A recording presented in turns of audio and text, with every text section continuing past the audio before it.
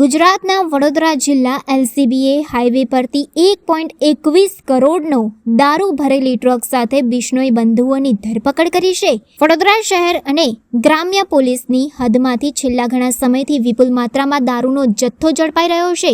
Police દ્વારા સતત બુટલેગરો પર ચાંપતી નજર રાખવામાં આવી રહી છે, છતાંય કોની મહેરબાનીથી કરોડો રૂપિયાનો જથ્થો ભરી ગેરકાયદેસર દારૂની હેરાફેરી કરવામાં આવી રહી છે. તેવામાં વધુ એક વખત વડોદરા જિલ્લા લોકલ ક્રાઇમ બ્રાન્ચે બાતમીના આધારે 1,21,00,000નો દારૂ ભરેલ ટ્રક સાથે બિશ્નોઈ બંધુઓની ધરપકડ કરી છે. વડોદરા શહેરના છાણી પોલીસ સ્ટેશનની હદમાં આવતા દશરથ સ્થિત બાલાજી ટ્રેડર્સના ગોડાઉનમાં સ્ટેટ મોનિટરિંગ સેલે ગત તારીખ 16 જૂનના રોજ દરોડા પાડી 2,44,00,000ના દારૂના જથ્થા સાથે મંગીલાલ બાબુરામ બિશ્નોઈ, કમલેશકુમાર માધારામ બિશ્નોઈ, અશોક ઉર્ફે અનિલ પપ્પુરામ બિશ્નોઈ અને પ્રવીણકુમાર પૂનારામ બિશ્નોઈની સ્થળ પરથી ધરપકડ કરી હતી. પોલીસે આ ચારેયને કોર્ટમાં રજૂ કરી 20 જૂન સુધીના રિમાન્ડ મેળવ્યા હતા.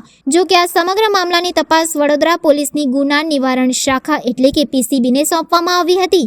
આ બનાવને 3 મહિના વીતી ચૂક્યા છે, ત્યારે આ દારૂનો જથ્થો કોણે અને ક્યાંથી મંગાવ્યો હતો તેની સાથેની અન્ય વિગતો બહાર આવી નથી. તેવામાં વધુ એક વખત વિપુલ માત્રામાં દારૂનો જથ્થો ઝડપાયો હોવાની ઘટના સામે આવી છે, જેમાં વડોદરા જિલ્લા લોકલ ક્રાઇમ બ્રાન્ચને ચોક્કસ બાતમી મળી હતી કે રાજસ્થાન પાર્સિંગની ટ્રકમાં દારૂનો જથ્થો ભરી વડોદરાના દુમાડ ચોકડીથી પસાર થઈ અમદાવાદ તરફ જવાનો છે, જેથી પોલીસ વોચમાં ગોઠવી અને બાતમીના આધારે ટ્રક દેખાતા તેને કોર્ડન કરી રોકવામાં આવી હતી. ત્યારબાદ કાયદેસરની કાર્યવાહી હાથ ધરવામાં આવી હતી.